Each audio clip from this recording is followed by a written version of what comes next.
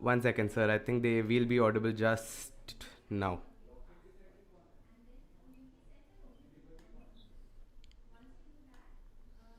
Awesome. We are live. All right. Hey. So, hey everybody. My name is Ronak, and today I have Mr. Bharath Aravind, who is also the head counselor of Yocket. And I think before we get on to starting with the stream, I would firstly like to mention that we also have Ed USA Fair going on. All right. So, hey everybody. My name is Ronak, and today I have Mr. Bharath Aravind, who is also the head counselor of Yocket. And I think before we get on to starting with the stream, I would firstly like to mention that we also have Ed USA Fair going on. All right. So, hey everybody, my name is Ronak. And, today I have. So the stream. Sorry guys, whoever was watching it. We actually had a glitch, but I'm sure that it is resolved now. Can we quickly get a check that is our audio and our video visible to everybody who's watching the stream? Yep, if my voice is audible as well, and Ronald's of course, and hopefully the videos are not lagging. We actually had a glitch, but I'm sure that it is resolved. Give us some okays on your comments. So we Rudransh says hello. Hello Rudransh. I hope there are more people watching the stream. My voice is audible as well, and Ronald's of course, and hopefully the videos are. Thanks for joining us, Rudransh. One second. Yeah, I think we are good to go now. So, can we quickly have a check? Is our audio and video available to everybody? Can we have somebody in the comments there? I hope there are more people watching the stream. My voice is audible Okay. as well. Hopefully the videos are. Thanks for joining us, Rudransh. Still a Yeah, I glitch. think we are good to go now. So, can we quickly have a check? Is our audio and video available to everybody? Can we have somebody in the comments there? I hope the audio is repeating. I don't know why that is happening. I'll just quickly check it once. Sure. Thanks for joining us, Rudransh. Still a glitch. So, can we quickly have a check? Is our audio and video available to everybody? Can we have somebody in the comments? The audio is repeating. I don't know why that is happening. Is it better? Can you guys hear us? And can you? Is it audible? You're on mute. Both now. of us. Still a glitch. Can we quickly have a check? Is our audio and video available to everybody? Can we have somebody in the comments? The audio is repeating. I don't know why that is happening. Is it better? Can you guys hear us? And can you? Is it audible? You're on mute. Both now. of us. Still a glitch.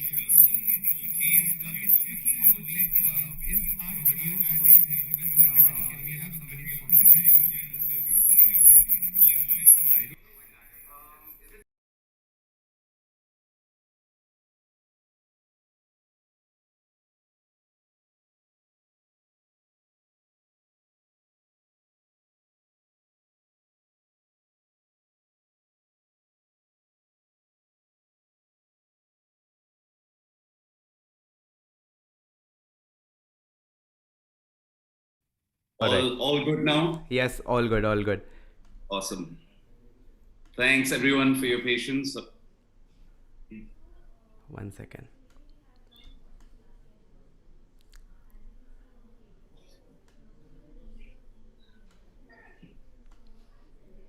Phew, okay.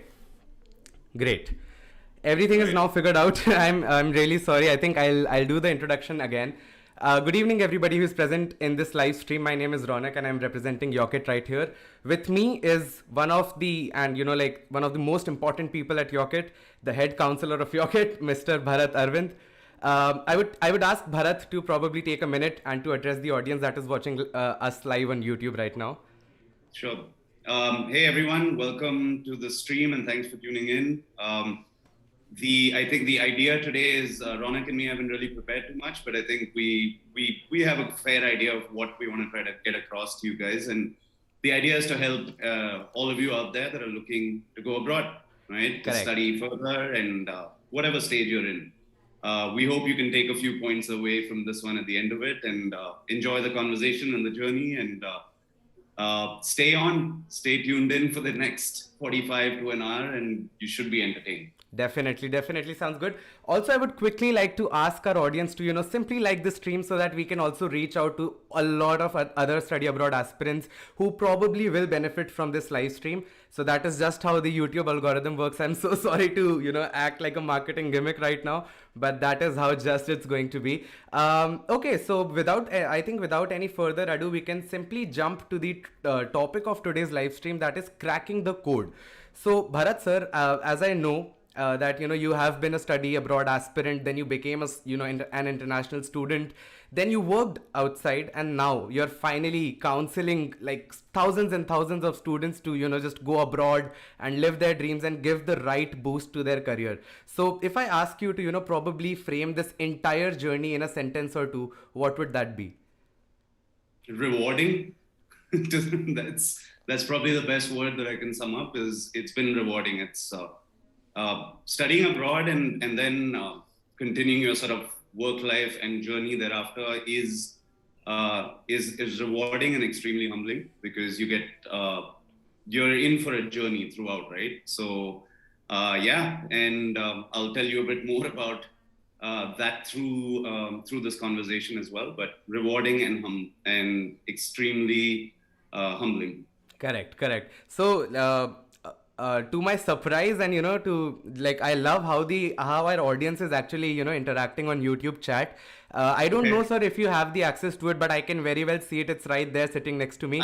I'm not looking at it because I don't want to disrupt the stream. So I'm not doing anything else right now. Like, I literally only have Zoom open right now. All right. I think that's awesome as well, because I have full access to it. So Shruti says that she has a lot of questions for us, and I am so glad. I think that we have all the passion and enthusiasm to answer them.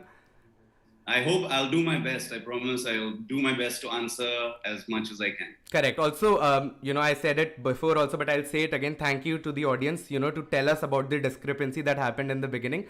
Because of them, we were able to resolve it pretty quickly, and now we are off to it. So, all right, sir. I think that it's time that we, jump onto the first section of the stream. Since, as you said, like, we did not prepare any questions per se, so let's keep it very candid from both our ends. How was it, the first initial phase wherein you were a study abroad aspirant? Like, what were the facilities back then, and how exactly did the idea transpire into your mind? So yeah, I mean, for me, this journey started. I went in 2000 for my undergrad, for my bachelor's. But before that, I mean, the journey, I guess, started somewhere around 98 when the thought emerged, right? So there was, and again, I have to be extremely thankful and grateful to my parents, right? Because who could even allow me to think about it and help me with it, right? And they were very supportive on that, always have been. So number one is a big thanks to them for even plugging that idea in, right? And but the journey began also with trying to understand what it is that I wanted to do after. So while I was in my 11th, right, I finished 10th and 11th in Bombay, and I was actually torn between us. So I was a science student in my 11th and 12th, and I was very keen on the medical field, actually. So I actually gave my medical entrances and got into MGM, for those who might know, and for biotech at the time, which was a very emerging, up-and-coming field. So that was something I was really looking forward to also doing. But then I've always had an interest for the media and writing. So I was always, writing was something I enjoyed. So I was toying between journalism and getting into something on those lines. And then I stumbled upon the field of public relations, which kind of merged my passion for writing, for the media and that world, and kind of fused it together, where I was able to do a bit of, so as a PR person, you play the kind of a middleman's role, right? To help generate the news and come up with the pitches for your clients, right? So these were some thoughts that I had at the time in the 11th. And then both my parents were like, why don't we give the study abroad thing on a shot? And at that time, obviously, early days of the internet as well. So all we really had was hotmail.com. So that was your major sort of access to learning how to send emails, and a couple of websites here and there maybe, but not much. So a lot of that research that I did on my own was all offline. Right. And there were consultants and agencies at that time, but they were exorbitant, and we didn't want to pay for that at that point, right? So it was, we didn't have the likes of Yocket and all that at that point. So which became more affordable now over the years, right? But it wasn't the same then. So a lot of offline research. Then for me, I was also a sports buff, and played a couple of sports competitively, more so golf. So I played amateur golf, and I was reasonably good at it, not obviously great or anything, but I was playing competitive golf at the club level and the national level as well. I was playing tournaments there, and that helped also to try and pursue an academic sports scholarship, right? So as I started researching colleges and schools, so I started shortlisting a few of these across the US. US was the target then. And that we were very clear is that definitely looking at the US, that was the biggest study abroad destination for anyone at that time, and still is.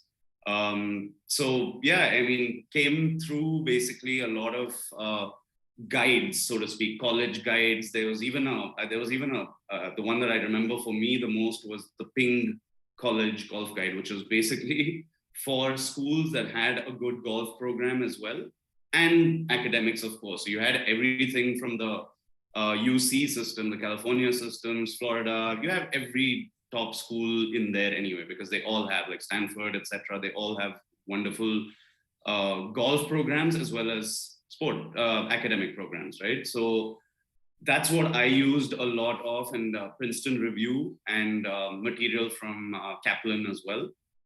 Those are what I use largely by going to some of the offices, collecting brochures and pamphlets and things like that to help me with the research, right? So it was as basic as that, stuff that you can now just do with a few keyword searches, right? But didn't have that then.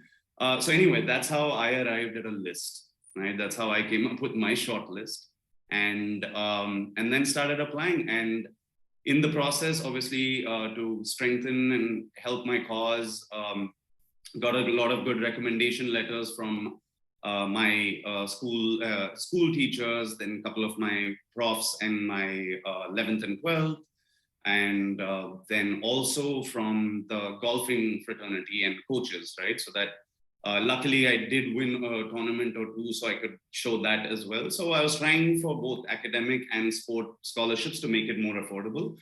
Net, I managed to get a small school in Iowa, which is where I started first, right? So it was a small college called Waldorf College, where I first got my break. I got into a couple of other schools. I got into Florida, etc., but no scholarships and no golf either. So they all said that you can come, but you'll have to try out for the team. And right now the scholarships are tight. Same with Stanford, same with, I even tried Chicago, and I tried in the Northeast as well. I tried Boston. So that was the other one. So I got a couple of admits, but no scholarships. So that became really hard to afford. But the small school, which was in retrospect what my safe school, so to speak, was, right? Where I knew I might have a better chance of getting some more money from them. So Waldorf gave me that break, and it made it affordable for my parents as well, right? So even then, of course, it's still, it's expensive. So again, extremely grateful that they were able to still sponsor that, send me there. And that's how my journey started. So and then I transferred actually once I got there, right? So getting there, again, that was a process in itself, right? So you're leaving home for the first time. You're thinking about so many things, especially when you grow up in India, we're pretty sheltered, right? We're not very independent. You don't even, in many cases, boiling water is something you've never done probably. So it's as basic as that, right? So there's a lot of those things where you're just very sheltered, very spoiled, because everything is kind of there for you, right? Like family takes care of it all, and you're just there to go to school or college and back, and that's it. So I think the shock to the system probably started at that point in itself, right? Getting changing your mindset. Like I remember being quite petrified when I waved goodbye to my parents and friends would come to the airport to say bye, and turning around and going into the airport. And then that was the first time that I was going to be entirely on my own, right? Like everything from that point was you're on your own, buddy. And then yeah, just making. I mean, I learned then that you gotta learn to ask, right? So if you don't know, don't hesitate, don't feel shy, ask people. People will help you. So that's the first thing. Like help yourself by seeking help if you need it, right? And that's how even while landing in the US, so I flew into Minneapolis, and I remember like passing through immigration, etc. All those are like all experiences where you're looking up at the signs of the boards and trying to like figure your way to what you need to go to, right? And then asking, and I found that helped me immensely. Finally, I mean, getting to college was fabulous, and I think once you're there, it puts things a little easier because the hard part was the journey. Now that you're there, it's like it's all new, and you're not the only one in that boat, though, right? There's going to be tons of other international students coming in like you with the same mindset, same thought, who are equally lost or sort of little anxious, right? So you kind of tend to count on each other. You make friends, and then even it's quite interesting that even the Americans, right? So the local kids who come from different states, they feel the same way too, because they're leaving home as well. They're all from various towns all across, right? So they feel the same way. It's not just the internationals. So it's even the local kids as well feel the same way. So it's all that's where your learning starts, right? Where you're being independent, you're learning to survive, you're learning to do things by yourself, most importantly. So that's, in a nutshell, like the first part of that journey to get there and some of those key learnings. I'm going to stop there for a second to see if you want if anyone has any questions or something, or because I've been rambling. No, I think it would have been a shame had I stopped you in between, because I think the entire thing that you were saying, I was kind of able to live through that, from the starting where you mentioned that the fact that studying abroad is expensive, and most of us have to, kind of understand and focus on that fact, because when I was growing up, I had that idea after watching a lot of TV shows and movies and whatnot. I was always inclined towards, I want to go abroad, I want to see what the life is like over there. But now that I've grown up into a 21-year-old, I understand the kind of struggles that are associated with the same journey. But as you rightly said, I think your expertise is kind of, forcing people to ask a lot of questions. And we have some great questions that I can see on the YouTube chat. So as we move forward with every segment, I think it's always good to, take them up and answer them as well. So the first question that I can see here is from Shruti, and she asks, I want to go for bachelor's too, but I'm worried about the jobs over there. So do you want to wait to answer that question, because our second segment is precisely going to be about that? Sure. We could wait. We can take up the job bit, Yeah. because I can talk about that too. And any other questions Yeah, you yeah. want to take? So Garvit wants to know. So basically, Garvit says that he wants to go for his masters abroad, but he's worried about the fees. So I think maybe we can talk. Maybe you can tell us more about the kind of fee structure that prevails and the kind of scholarships that are available for Indian and all the other international students who want to study abroad.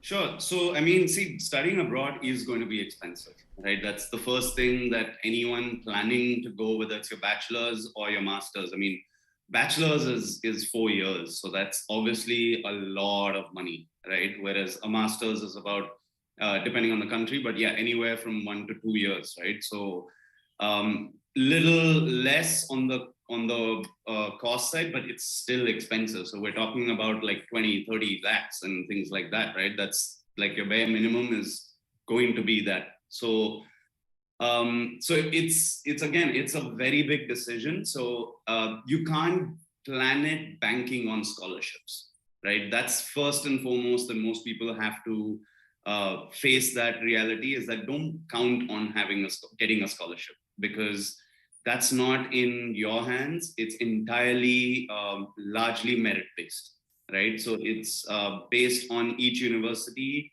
It's based on that admissions committee. It's based on your profile. It's based on the cohort that you are applying with for that intake, right? So it's so many factors that go into them deciding who to award these scholarships to. So yeah, first and foremost, I mean, my advice to anyone looking, right, is plan this out with your family, your sponsor, whoever it may be, right? That you need to first set aside that, again, the budget's anywhere, like at least a bare minimum 20 lakhs onwards is what you should plan for, because you're going to have tuition plus living. So 20, 30 lakhs is just easily blown away, right? So it's a lot of money. I mean, so plan with that in mind, see if you can. And then, of course, if you get scholarships, whatever percentage you do, wonderful. Treat that as some saving, right? Because then that means, okay, at least that much less on a loan front, or that much less on your parents' hard-earned money, right? Which they would have saved or put aside for your education. Or in your case, if some independent students, right, have done it on their own too, which is really commendable, where they've planned it and managed to do well in early in their life with jobs and save money and then manage to do it. Those are rare, but you usually end up having a sponsor. So, but yeah, plan always for the higher side of the budget, because you got to also keep in mind any emergencies, right? So always plan with that too, that what if you need to take a sudden flight back for whatever reason. So I had a situation like that of my own during my undergrad, because I lost my father on midway. So I had to come back, and my mother was, I mean, hats off to her again, because she was able to, it was a tough decision whether we continue with my undergrad there or not. I was in my junior year, which is the third year when that happened. And so it's a big decision now, right? Because the main breadwinner of the family is gone overnight. And now she had to figure out whether she's going to be able to continue to afford this, because no matter what you do on campus, your campus, even if you get jobs, etc., those are going to help you with some aspect of your living costs, some aspects, but it's not going to help you entirely pay for your tuition, etc., right? So you need to account for that. And so planning with a little buffer and contingency is always good as well. Definitely, sir. I think that kind of answers, about the tuition fee aspect. Also, like a follow up question to what you said. As you said that for you, even you, it was a very tough call. Even before and after the situation, it was difficult, because studying abroad is a luxury. But I think there is a very common conception going on regarding, since it is very expensive, you should try and consider Indian options, or like good Indian institutes. That is, a lot of people think like that. But do you think, and according to you, like, since you have seen the progress of a lot of students who went abroad with your help, do you think that this is the kind of ideology that should be present, or if it is present, how to actually come out of it and follow the right trajectory for your career? So like, what would you say on that? See, there's no, again, for like people who are caught between the two, right? There's no right or wrong. It's a very personal choice, right? So obviously everyone would want to go abroad. Ideally, I mean, most people would want to, because of the facilities, right? First and foremost is before even the job scene, it's about the quality of the education and the overall well-roundedness of it, right? So that's one of the big reasons. The research facilities, the overall campus and its facilities, your interactions with the professors, the quality of the professors, the cohort, your entire student body, multicultural environment, right? So all these help in your entire learning process, right? So those are the advantages, obviously, of studying abroad, right? And then that exposure obviously helps you further with the job market, etc. But having said that, I mean, there's so many students who obviously couldn't afford to go abroad and managed. We still have excellent institutions in India as well, right? So there's nothing that says that you can only be successful if you go abroad. No, you have the same story here too, right? So it's entirely a personal choice. So it's like it purely, I think it's governed by your wallet and your bank balance. That's basically what will help govern that decision. And then also to some extent, I mean, it does matter on the field you're wishing to pursue, right? So whether that field has a strong setup here in terms of course offerings or university offerings in India, it depends, right? Now, for example, like if you're going into a very technical field, right, and you're looking at computer science and things like that, and AI, especially, you want to like make sure that you move into a career in AI or ML or any of these STEM-oriented sort of programs, right? Now, obviously, abroad is just so much better in terms of the overall options and facilities that you have on that campus in those programs in those top universities. So those are popular, right? And also it opens up the job market for you there, because those are the fields that are in right now. Those are the fields that are hiring and employing people. So you have a better chance of going there and probably getting a job and then maybe settling down there, right? If that's your goal. If your goal, but at the same time, I mean, India is also at the cutting edge of a lot of these fields right now, right? And we have more and more. It's going to open up even further in India because of look at the number of startups we have in the technical side.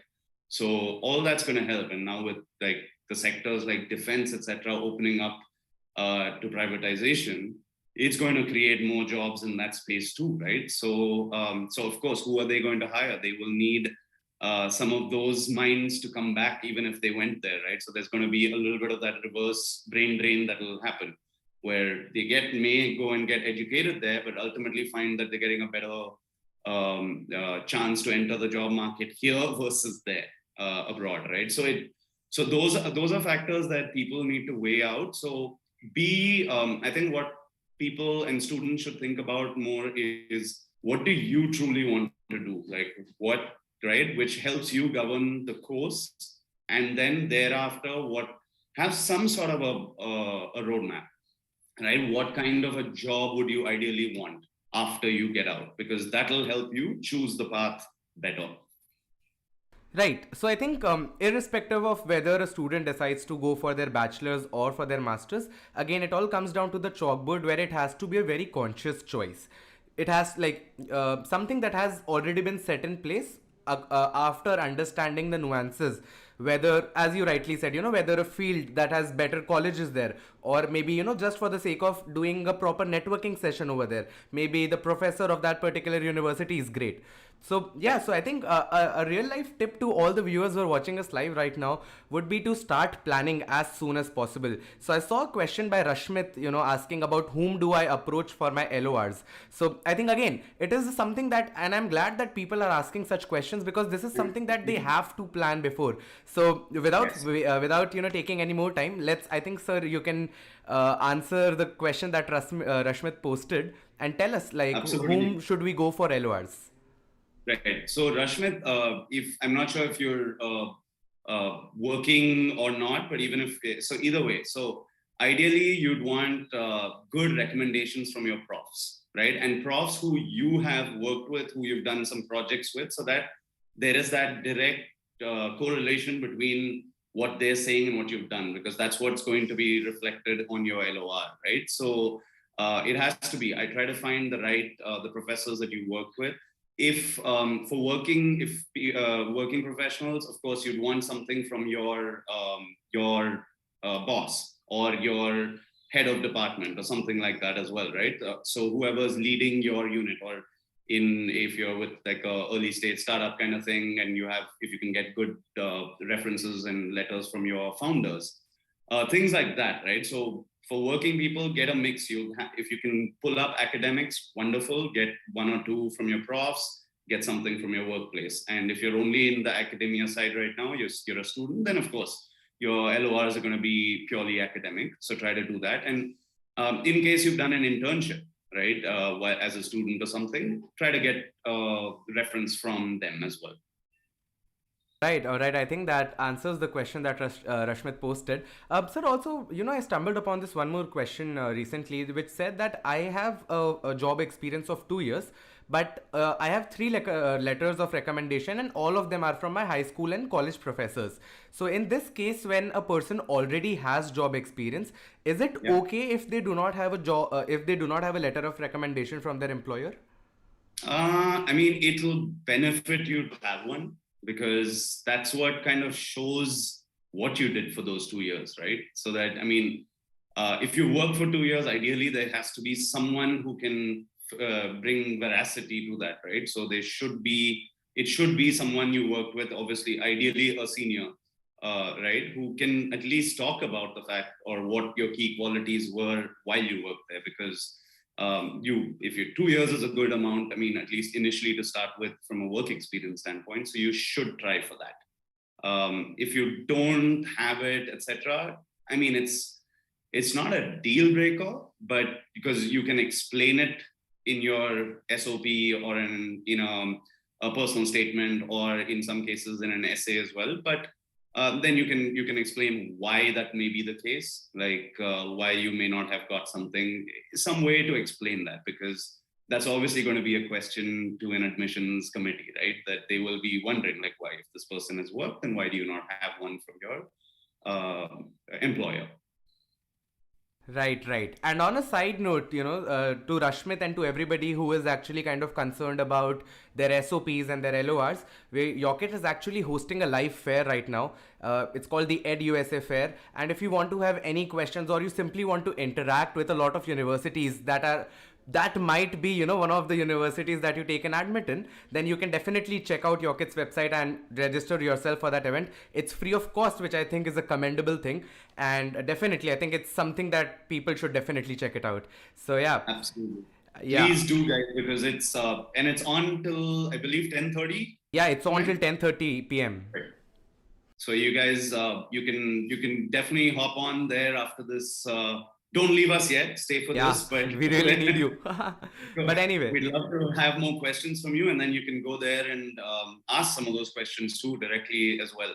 To this fair that Yocket does with Ed USA is one of the largest that's held each year, right? So it's definitely a must visit for everyone, and the fact that it's virtual, you can do it from the comfort of your home.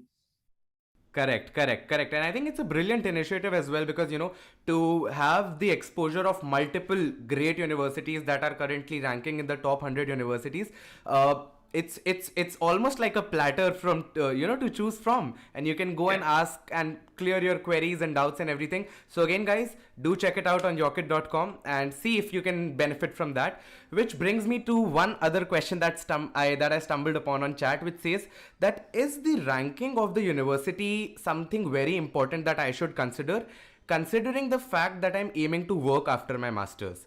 So what do you think about that? Yeah, see, it again, you can aim for the top, but again, you have to be realistic on your profile too, right? So the top universities obviously have lower acceptance rates. Then that's why because they're very particular about the kind of students they bring in. And again, you have rankings vary, right? So rankings, you can have an overall ranking for a university, and you also have program rankings, right? So a university may be in a top 10 overall, but maybe for a particular course like computer science or something, that may not be as strong. So it could be ranked 40 or 50 in the country for that particular program that you're going for, right? So it varies because the departments in each university vary based on their strength, right? So keep that in mind as well. Now, but overall, yes, see, at the end of the day, if you look at it from an employer standpoint, they want the best talent,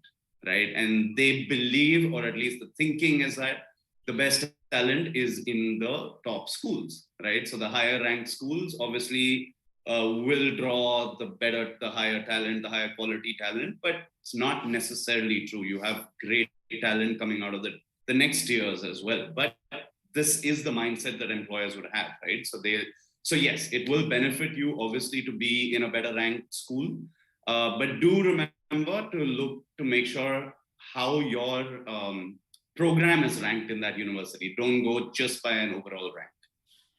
Correct. So I think basically the ranking of the college is kind of a broad spectrum wherein you need to be very specific about what you want to pursue as an individual. So I hope that answers your question, buddy, because I kind of forgot to catch the name.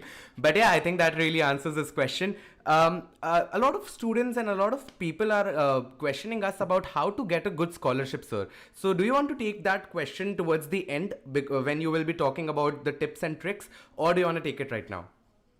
Either way, I mean, I mean, again, I think we kind of touched upon this earlier as well, right? How to get good scholarships is you just focus on building a good profile, right? So again, as we mentioned earlier, starting early on this entire journey benefits everybody. So scholarships again are awarded based on merit largely. So you should have a decent, consistent, strong academic track record, right? That's the first thing. So make sure, again, if you're already done with most of that, it's hard to now go back and change your academic scores. But that's one, right? So if you have that ability, make sure you pay attention to keep your scores high, consistent throughout your high school as well. And then after that, thereafter, if you're in college and looking for your master's, so make sure you do well in your university, right? The other thing is having a good holistic profile. This is especially true for the US, which values well-roundedness, right? They take a very holistic view of overall student profiles. So what I mean by that is do you have some community service work? Any volunteer work? Have you done work with some NGOs, right? And or have you done some initiatives like that which have helped the community? Have you written some research papers? Have you written articles that have got published somewhere? Have you been a speaker at some conferences? Have you received any awards? Right now, all these are things that can help you immensely to build that profile, right? So that you need to talk about all this. So having a stellar SOP or an essay or a personal statement, right? So now all diversity statements as well, right? So here's where you have that opportunity to talk about yourself in a meaningful way to them and present the best version of yourself. Coming to that part, be original. Many people shun hard work for some reason. They think that if I hire a consultant or if I go to a company, I can sit back and relax and not have to put in the effort, but that can't be further from the truth. Because end of the day, this is your life, your career. It's a big step for you. And being original is going to help you express yourself better. No one knows you better than you, right? So no matter what you go tell someone to write for you, you're not going to get the same as if it comes from you. Get it edited by people, but you try to express that to the best of your ability, and that matters a lot, right? So now all this put together is what can help you try for a scholarship. You have so there are some external scholarships as well, right, which are outside of that particular university and the admissions committee. These are external ones, which there's a lot out there if you look at them, especially for Europe, etc. Those destinations have even more. For the US, it's a smaller chunk, but you can try those as well, but those are highly competitive, right? Because obviously there's millions applying for that. So, but yeah, so I think if you focus on the first part of what I said, right, that's where you can make a difference to hopefully get a scholarship. And then the rest is up to the admissions committee and merit-based. Correct, sir. Also, so as you rightly said, we had this live session with this person called Aditya Jolly yesterday, and Aditya was hardworking and fortunate enough to secure an admit in an Ivy League. So, again, I think that's a pretty commendable thing in itself. And even Aditya came and told us about the art of crafting a perfect SOP. It's not always, as he said, that it's not always about putting everything that you have done into a piece of paper. It's always about curating what is necessary and finding what exactly will be appreciated by the university. And which also brings us to a question in the comment section, which is asking about what are the extra co-curriculars that we should highlight, which I think you kind of touched base on. But still, like, is it something like we should, do we curate our list of achievements according to the university, or should there be a general format? What do you think, sir? So it again with the co-curriculars, like Aditya also jolly rightly said, right? So you need to be original when you're expressing this. You don't have to put everything in it. Highlight the most important ones, the ones that you're proud of and you wish to express, right? You really care about those and it means a lot to you. Let that come out, because that originality will make a difference. So co-curriculars, I mean, if you're a sportsman, right? You played sports in college, right? You played national level, for example. Wonderful. Mention that. Have you been donating blood on a regular basis? Mention that. That's a good one to have. You go volunteer at an old age home, for example, right? Wonderful. Mention things like that. You spend alternate Saturdays helping some of the kids in the slum areas near you, for example, right? Now, talk about those kind of things, right? Those are what's going to differentiate you from the others out there, right? Because everyone's going to be tom-tomming about academics. Everybody is. But what besides your academics can you talk about to sort of further amplify your case, right? So these are the areas that you can focus on in terms of your co-curriculars. And like I mentioned, even in some cases, if you've published articles or papers and even written a white paper on something, like those are very commendable and must make it into your SOP or whatever your document is. All right, sir. So, like I have heard a lot about community service and social service being like holding ample importance in your SOPs and LORs and in your overall profile packet in general. What I would want to personally know, and I'm very curious about the same, is this community service bit restricted to the SOP, or the colleges abroad actually focus on these things ahead also?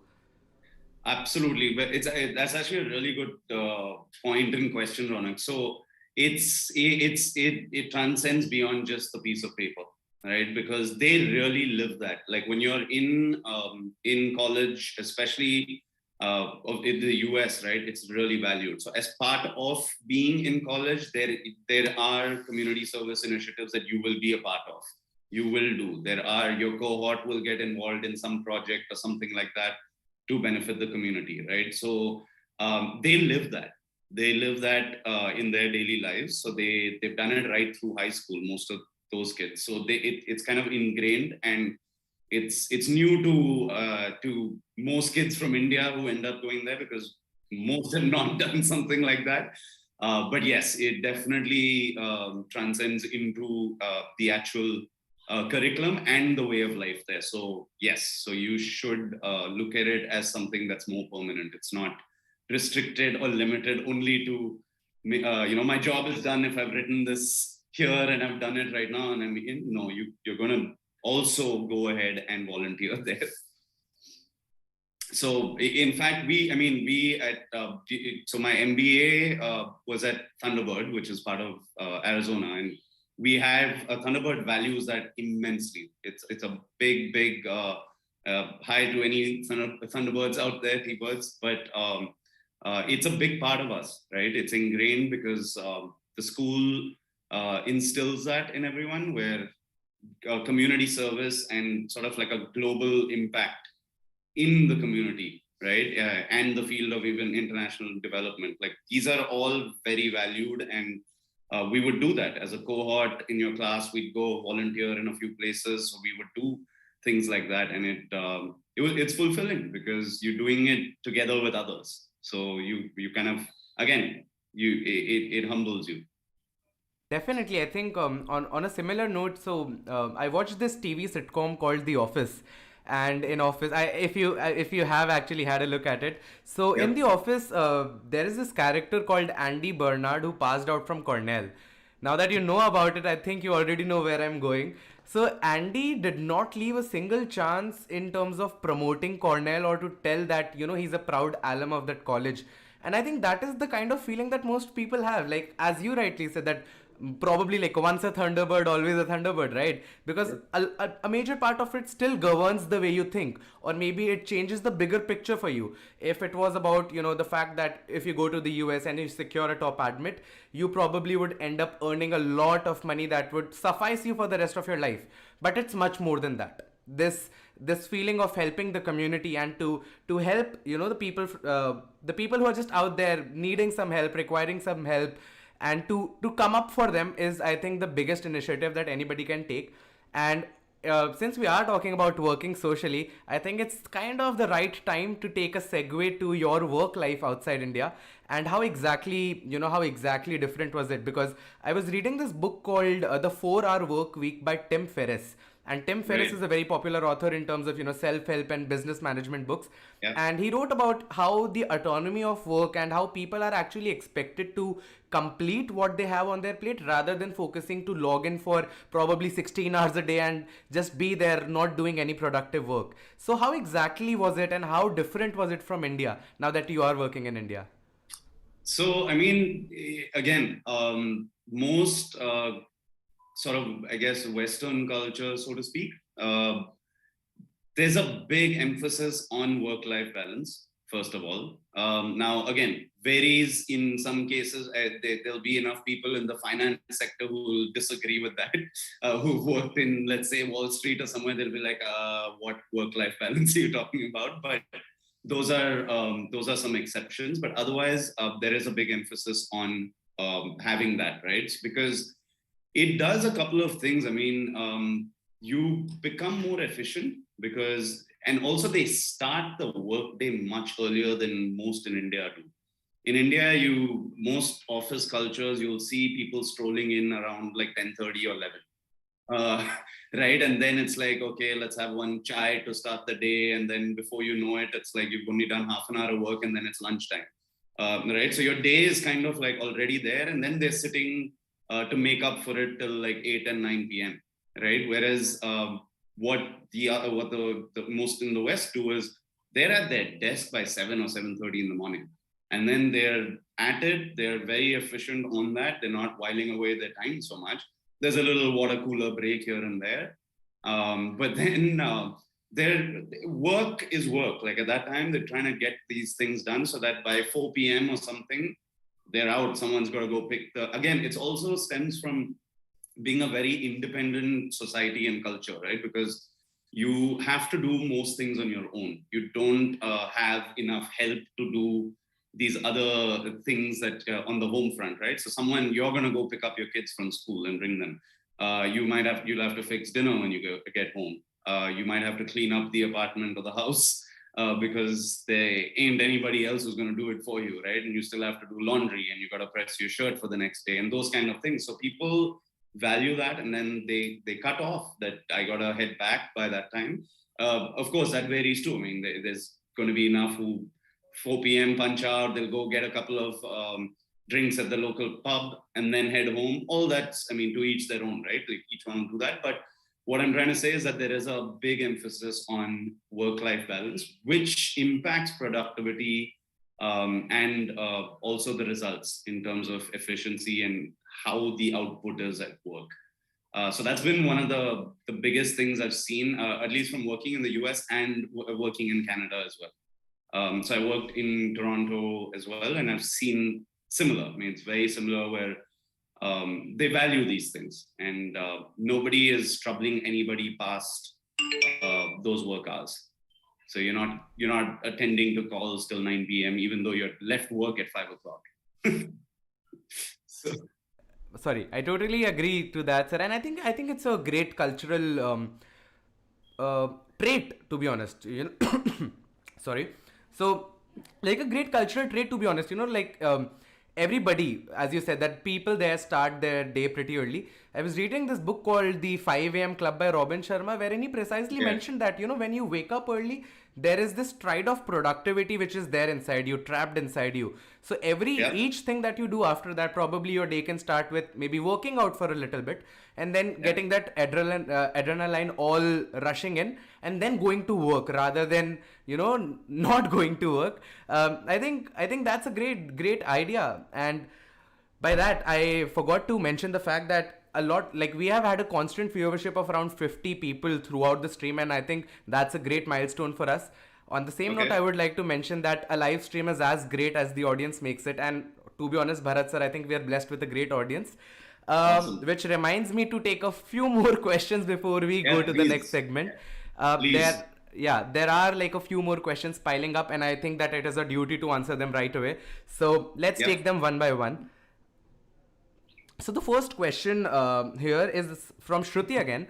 Shruti asks, is there any advantage in taking the GRE? Depends. I mean, of course, most of the times, most schools will require it. Of course, with the pandemic, there's been a slew of schools that had waived it off. But I mean, that's not permanent. So the GRE is going to play a key role for sure. So yes, you're helping yourself by scoring well on the GRE. So try to make sure that you do it, because some schools don't really focus on it, which is okay, but you're better off because the majority will want you to have a GRE. And again, if you're getting into STEM oriented programs, then focus on, you should have good quant scores, a 160 plus kind of range, right? So 162 plus ideally, but yeah, anywhere above that is what you should be targeting. Awesome. I think Shruti got her answer. All right. I will combine two questions which I think are on the similar lines. The questions are how to decide which university and how to apply for it. And the second question is, what are some common mistakes that students commit while applying to universities? So maybe you can, like, amalgamate both these questions and answer them. So for the first one, without any plug to Yocket, but how do you decide? Come to us, we'll help you with that.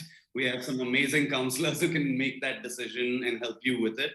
But yeah, I mean, there's so many factors that help you decide on a university, right? One, first and foremost, going back to budget, right? You need to know how much you're willing to spend, how much can you afford. Then knowing the type of program that you want to zero in on, and then looking at how that university is ranked for that particular program, right?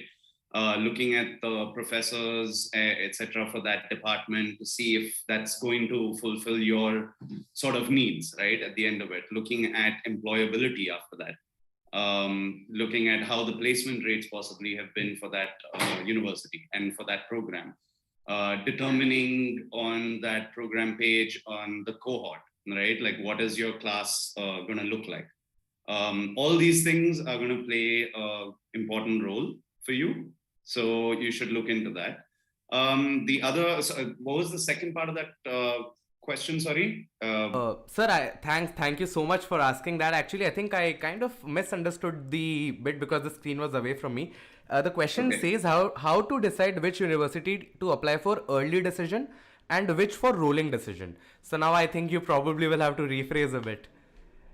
So how to decide on early decisions and rolling? Again, always look. So I'm going. I remember the second part now. That was in terms of factors to keep in mind, right? So yeah, 5 like common mistakes that can happen while applying abroad. So it all stems from starting early, right? So you must always, you're doing yourself a great favor by starting early. So which means you're going to try to meet the early deadlines, and early decisions are in your favor because there'll be fewer people that will try to meet that deadline, right? So you're already giving yourself a chance. Secondly, what that does is, in case you don't get an admit to that university, it allows you time to recalibrate, right? You can decide then, okay, what else? I've already got and know from here, for example. So maybe let me now shift focus on my next targets, etc. Right? So all that helps you. So you should ideally look at early deadlines for everything. Generally, fall always is a better bet for most people, right? We would always recommend that try for the fall semesters because your intakes are higher. Your options on universities and programs are much larger. More scholarships get awarded then. Most research grants come in at that time to start the season. So multitude of reasons for why you should look at that. Common mistakes, yes. I mean, most people, most students end up starting the process late. They wake up late and then they get hyper anxious, and then now you're battling time. The other common mistake that most people make is everyone wants to get into the best schools, right? That's a given. But you have to be realistic, right? You need to know that am I going, do I really think I can get into Harvard or Yale or any Ivy, right? Or, I mean, is that realistic? Am I being a little sort of over ambitious there, right? And that's again where you need to be a little humble and understand your profile, your strengths, and your academic track record, and etc. Right? To say that, okay, give yourself options which are not entirely ambitious, right? You need to also back yourself up with a few sort of safe and moderate universities, right, in your list. So most people make the mistake of just piling up all the ambitious and saying, I'm going to try here. And then some of them sort of regret it because they're like, I didn't get in any of those, but I didn't have a backup either. So always have a couple of backups. So these are a couple of key mistakes that I see a lot of students making.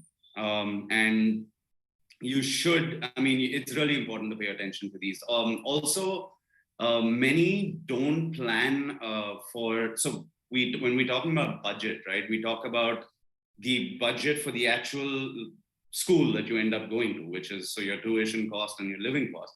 But there's a budget before you even begin all that, right? Which is this whole process of the applications, which is the process of taking tests, paying for those, paying for your GRE, paying for your TOEFL or IELTS or your GMAT, etc. Right? So all these cost money, and that adds up. And then per application to each university adds up. You'll also do, in some cases, you have to go for a medical test, you have to pay for the visa. Like all these costs add up. So factor that into in your planning because it'll go a long way for you. And another point that I definitely want most aspirants to keep in mind is this ain't an easy task, okay, guys? Be prepared for hard work on this journey because the work begins now. You need to put in that work. Nobody said it's going to be easy to apply to study abroad. First and foremost, that has to be very clear to everyone that it is going to be a lot of work. So account for it. Many working professionals who try to look to go abroad for further studies, they find that hard because they're like, hey, let's say go get a consultant who should make my life easy. Yes. But at the end of the day, you still have to put in some time, right? You are going to, because again, you have to be creating documents yourself. You need to write that. Reason being, yes, you can pay someone to do it right now, but you're not helping your cause at all because once you get to the university, it's all you, buddy.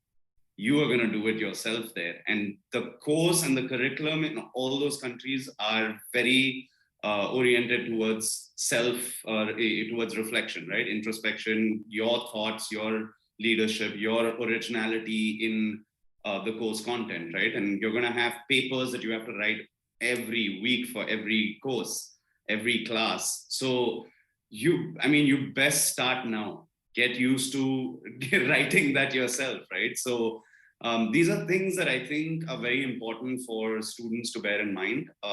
Don't shy away from it.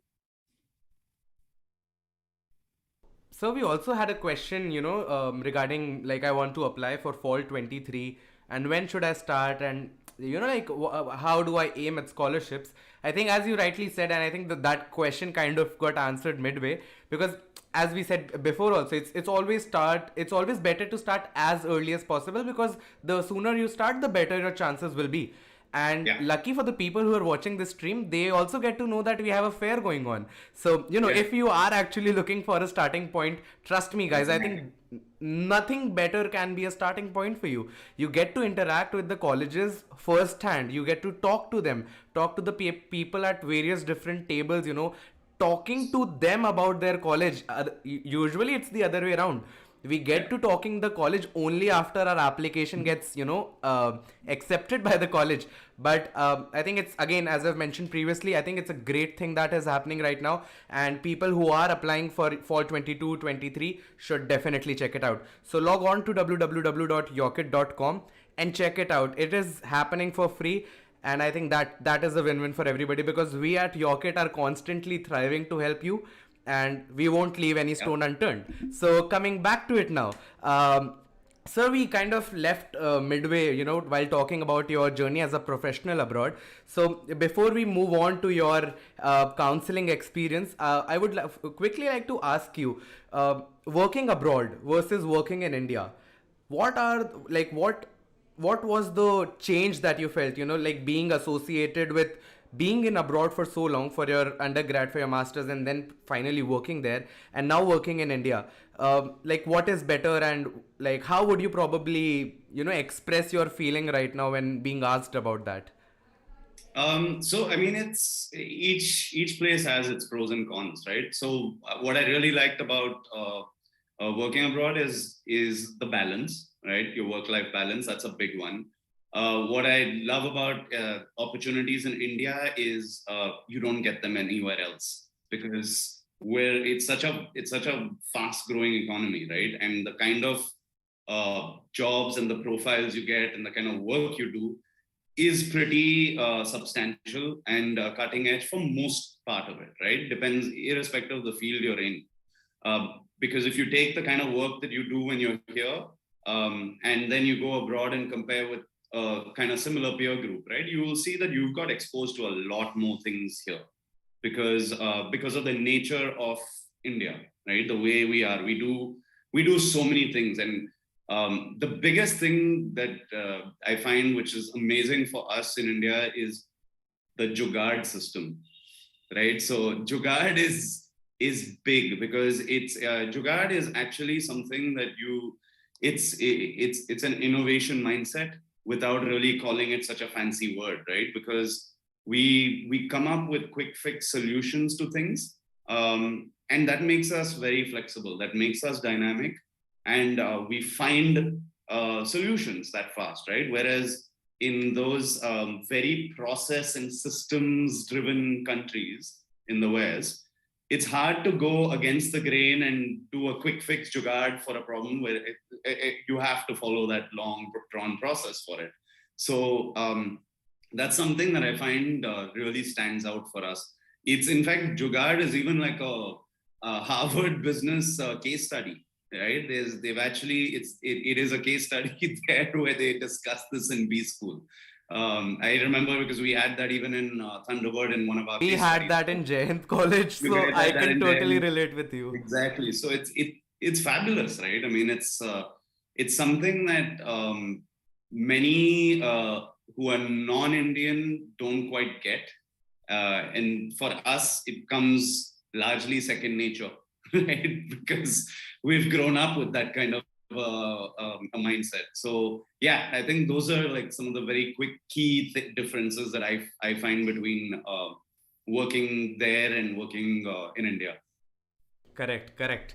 All right. So I think we have covered the point about you being a student. We have covered the point about you being an employee. I think it all boils down to to the final segment of the live stream that we are having right now, and it's about you being a counselor who has helped so many people. So firstly, I would like to take a moment to actually thank you for taking out the time, because I know how busy you are, and for always taking my calls as early as possible, and to just take to share your experience with everybody who is live with us. That being said, we have already exhausted our time limit, but we still have around 30 people watching us live. So I think it's great that we are able to add some value to their life. And again, so now coming back to the questionnaire that I had for the last segment of the stream, that is you being a counselor. I think the first question that is also, by the way, trending on Google, what exactly is the Yocket way? Like, how do you do it, and how do like everything, like how does it transpire? So Yocket, again, for me, I see Yocket as extremely we're data driven, right? So our proof and our strength lies in numbers.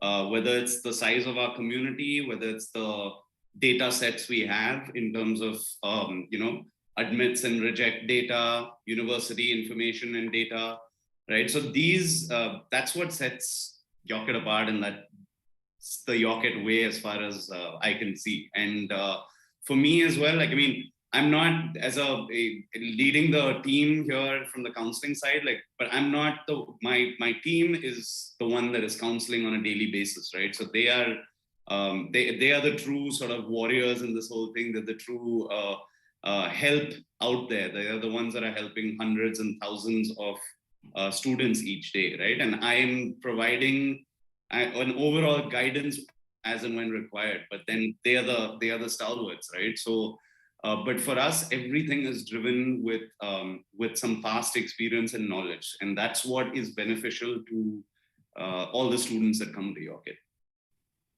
All right, all right. Sir, I got a very interesting question which supposedly is from my father because I remember his name. He asks that are there any yeah, like it is a very interesting question because I probably will have to have a conversation with him after this stream. The question says, are there any short courses that are present in foreign universities, and is there any age bar for studying abroad? So please, the dais is yours, sir. Excellent question. Absolutely no age bar. You can apply at any age. They do not discriminate. They have short courses. It varies. There's something for everyone. There are things that are 6 months. There are things that are 8 months. Right. So there's a variety of programs and courses and certificate courses and things like that as well. So so it's available for anyone, for whatever your budget may be, for whatever the duration you want, for whatever age group you're in. There's no limit. There's something for everyone out there. We definitely got to have a conversation about how to actually sponsor two study abroad applications, one for him and one for me. But anyway, I think that was very unexpected and amazing at the same time. Anyway, Nice. all right. So, sir, being a counselor and being a counselor for such a long time now, and being associated with one of India's best, consultancy services for studying abroad. In your experience of all these years and counseling all these students, is there any one particular tip that you would want to give them because you feel that this particular tip is not available anywhere? So, I mean, be original, like I said earlier as well. I don't know if people outside or anywhere else stress that enough, right? So be original, start early, plan and set timelines and milestones for yourself for the entire journey, right? And budget, right? At least these 4 key things keep in mind to be successful in this. Be original because it's your story, right? So put that time, take an effort into it. Also, plagiarism is a big deal in all study abroad, not most, all, right? They value ethics and they treat plagiarism very seriously. So again, by being original, you're avoiding that and you're expressing and building the best case for yourself. By planning ahead of time, you're helping meet those deadlines, enable yourself to possibly get a scholarship, possibly get into the top universities of your choice. Setting milestones and timelines for yourself will help you plan this journey so that you have, when you need to take your tests, when you need to start collecting your documents, when you need to start writing some of those documents like your SOPs, etc. plan for getting your letters of recommendation, apply for your official transcripts from your universities, all those kind of things, right? So plan, set timelines with all these in mind as well, and then budget your actual budget for the tuition and living costs plus your and application budget, right? So set those aside as well. So I'd leave them with those thoughts. All right, all right. So I think, sir, I think that brings us to the end of the stream. But before we end, there are two more questions that I would like to ask you personally. And being being involved and interested in the content side of the world, and being a pop culture fan myself, are there any books that you would probably want to recommend to our audience in terms of helping them to grow their vocabulary for GRE or GMAT, and which can also keep them engaged and interested with the concept of reading at all times? Sure. So, I mean, a real Bible that I know I used, and I think a lot of my generation would have used, is the Wren and Martin collection, right? So, Wren and Martin, I know that they've got, I don't know what else they've got now, but they've got definitely books that help with vocabulary, etc., and grammar for specific tests, whether it's the GRE or your GMAT or SATs, etc. as well. So the Wren and Martin collection, then you have enough from Barron's word list. Then you have the Princeton Review and Kaplan have enough material. ETS themselves have enough material that they share. So these specifically to help students prep and improve their grammar and vocabulary. Besides that, I think very important is to just read, right? So inculcating like a reading habit, even if it's 10 minutes a day is fine, but do that and read a diverse set of topics, right? I think another thing that I feel now in this information age that we're in, right? Like people don't want to read long form, right? They want 2-line, 3-line summaries of everything. So you've stopped reading now, and you're consuming more content through video, right? But the reading has gone down because of that, I feel, and I think it's reflecting also in people's confidence when they write them, right? So it translates there. I see a lot of gaps and weakness in people's ability to write and express themselves in these SOPs and essays, etc. So I think reading matters a lot. And I mean, books, whatever your interest may be, for me personally, like there's some books that I will always keep going back to, like so Dale Carnegie's How to Win Friends and Influence People is a book that I'll keep reading every now and then. I'll read passages from there every now and then because so I read very weirdly in the sense I'll have maybe 10 or 15 books open on my device at any given time, and then I'll keep hopping. So I'll read a few passages from here, then suddenly I'll go research about something else. Then I read The 7 Habits of Highly Effective People was another one that way back I did, and I wish I'd paid more attention to early on in my life, but at least I try to follow it to some extent now. Then I like autobiographies, so reading some successful people, right? Like Richard Branson is one of my favorites that I will keep reading off and on. Nelson Mandela, who's a role model of mine, like right from childhood, I will keep reading passages of. Then there's another book recently I think I read of Simon Sinek, right? And I think a lot of people will be familiar with him because Leaders he has Eat Last? No, this was I think it was Finding Your Why. Yeah, Finding the Why. Yeah. Finding Your Why. So that's a really good book, which I think a lot of people should read.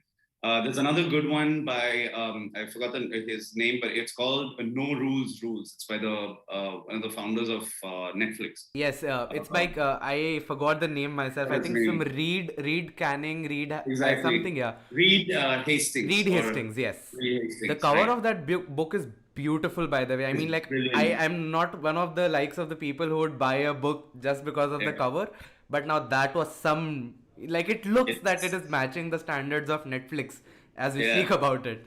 So yeah. absolutely. So I mean, these are some again. You can read, but the key is read, right? And also try to read good some good magazines as well. So like if you have a chance to read things like The Economist or the Harvard Business Review and things like that, those go a long way because it also it influences thinking immensely. So yeah, these are just some things that I would Yeah. like to leave our audience that are remaining with. Definitely. One book that I would like to add to your list, sir, is called Shoe Dog by Phil Knight. So Oh, Shoe I Dog, love yeah, that's a brilliant work. The Nike story. That's memoir by the creator of Nike. oh, it's So amazing. I read that Yeah. book when I was preparing for CAT myself, and I was Mm-hmm. told to read this because the book is very rich in vocabulary, and you probably get some motivation down the line when you're reading that book. But for me, I think it left an imprint that I can possibly never get from another book. Like I Mm-hmm. have some other favorites as well, but that book had something which ignited the fire within me, that if you set your mind to something, there is only a limited span of limited chunk of things that can stop you from doing it, but if you have vigor, you can overcome them as well. and Absolutely. and the way, like the Absolutely. way it happened, the way the logo got into, Yeah. like the logo of Nike is currently valued at, I think, around 2.71 billion dollars. I might be Yeah. wrong, I'm not really sure about that. Somewhere in that ballpark. Yeah. But yeah, but it was designed for $35. Can you believe Yeah. this? So, I mean, It's no. So Phil's that story is I've read the book and I've also got the audio book of it too. So that's something I picked up off later is like audiobooks.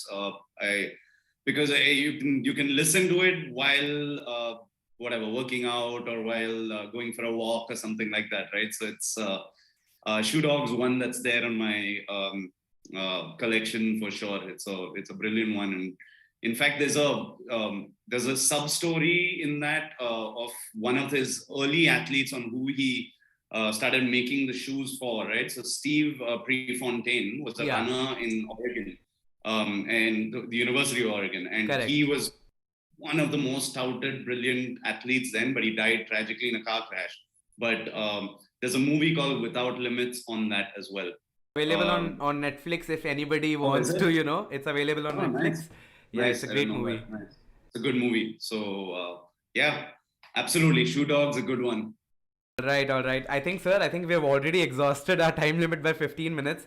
And I think with that, we come to the end of this live stream. Any last closing remarks that you would like to give to our audience who watched us live? Um, Visit our grad school fair right now in collaboration with EdUSA. So do go.